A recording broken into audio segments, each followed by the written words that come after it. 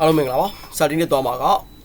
ကွန်ပျူတာတွေ Windows တင်တဲ့နေရာမှာအသုံးပြုတဲ့ Bootable Stick လုပ်တဲ့နည်းလမ်းလေးပြောပြပေးမှာဖြစ်ပါတယ်။ကျွန်တော်ကွန်ပျူတာတွေ Windows တင်လို့ရှိရင်ဘာနည်းတွေသုံးလို့ရအောင်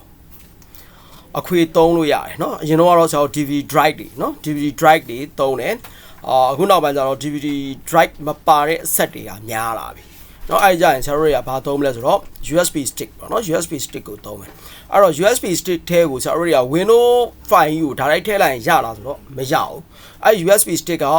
Windows file ဖြစ်အောင်လို့ Windows တင်လို့ရအောင်လို့ကျွန်တော်တို့က Bootable stick ဆိုတာလေးပြန်လုပ်ပေးရမယ်ဟုတ်နော်အဲ့တော့ loader file လေးတွေပြောမယ် loader file လေးတွေကကျွန်တော်တို့ရှိမှာဘာလို့မလဲဆိုတော့ USB stick ချောင်းလို့မယ်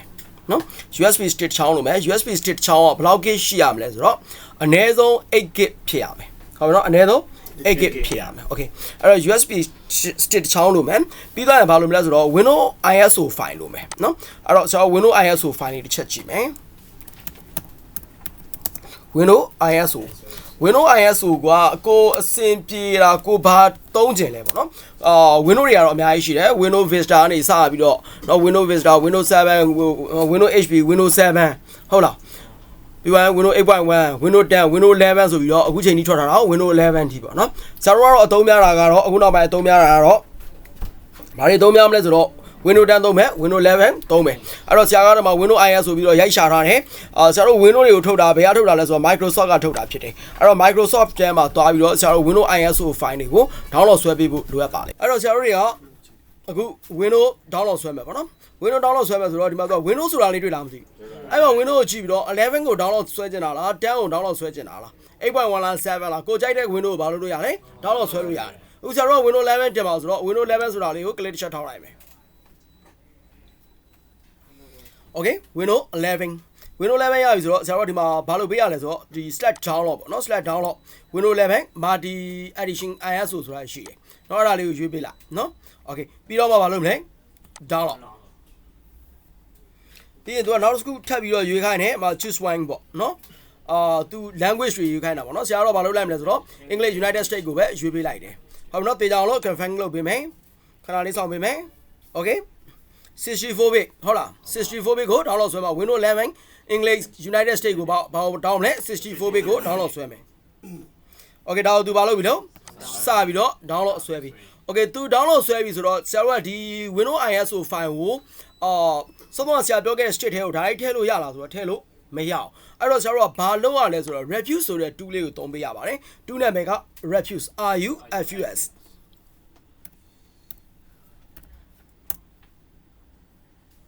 ဒါဥပါလုံးနေလဲ Windows 11လေးကို download ဆွဲနေပြီပြီးတော့ဆရာတို့ဘာကို download ဆွဲမလဲ refuse ကို download ဆွဲမယ်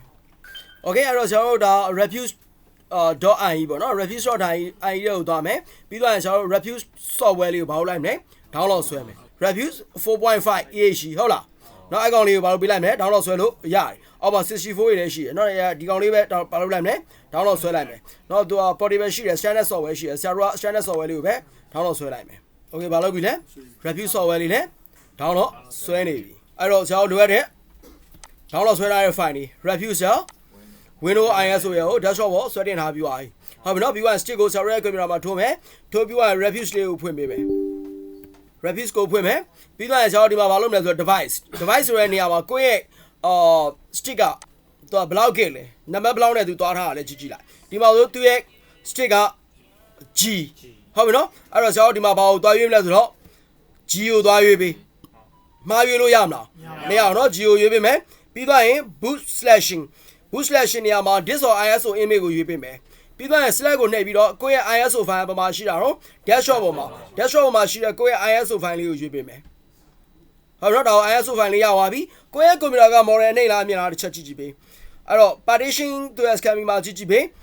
MBR ရှိတယ်GPT ရှိတယ် model အနှိမ့်နေဆိုရင်တော့ MBR နဲ့သွားပေး model အမြင့်နေဆိုရင်တော့ GPT နဲ့သွားပေးဟုတ်ပြီနော်ခုနောက်ပိုင်းဖုန်းတွေဒီ computer laptop တွေက model အမြင့်နေဆိုတော့ကျွန်တော် GPT ပဲရွေးပေးလိုက်မယ်ပြီးတော့ဒီမှာကတော့ UEFI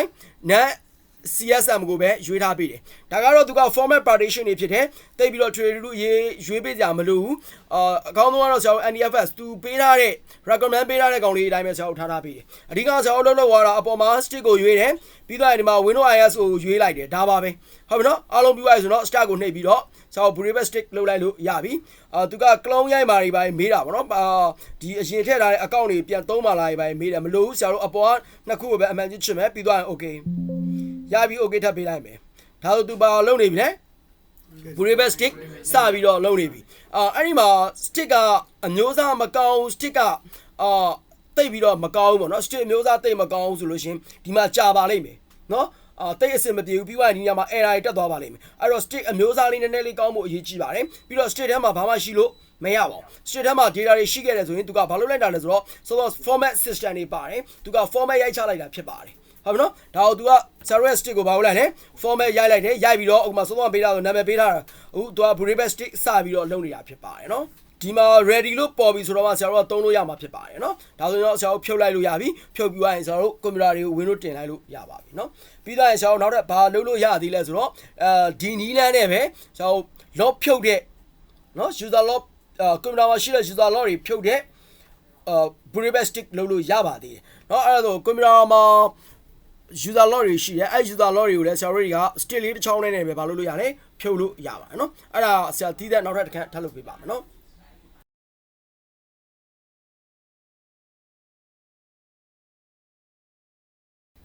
ဒါဆိုဆရာတို့အခွေတွေဝယ်စရာလိုဦးမလား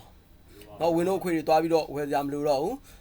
ဒီ Brave Stick တစ်ချောင်းရှိပြီဆိုရင်ဆရာတို့ကြိုက်တဲ့ကွန်ပျူတာလာခဲ့ဘာလုပ်လို့ရပြီလဲ Windows တင်လို့ရပြီcomplete ရောပြသွားပြီဒါနဲ့ ready လို့မပေါ်သေးဘူး okay ရပြီ ready လို့ပေါ်သွားပြီဒါဆိုတော့ဆရာတို့ဒီကောင်ဘာလုပ်လို့ရပြီလဲပိတ်လိုက်လို့ရပြီဒါဆိုဆရာတို့Brave Stick လောက်ထားတဲ့ Windows တစ်ချောင်းရပါပြီကြိုက်တဲ့ကွန်ပျူတာလာခဲ့ဆရာတို့ဘာလုပ်လို့ရပြီလဲ Windows တင်လိုက်လို့ရပါပြီ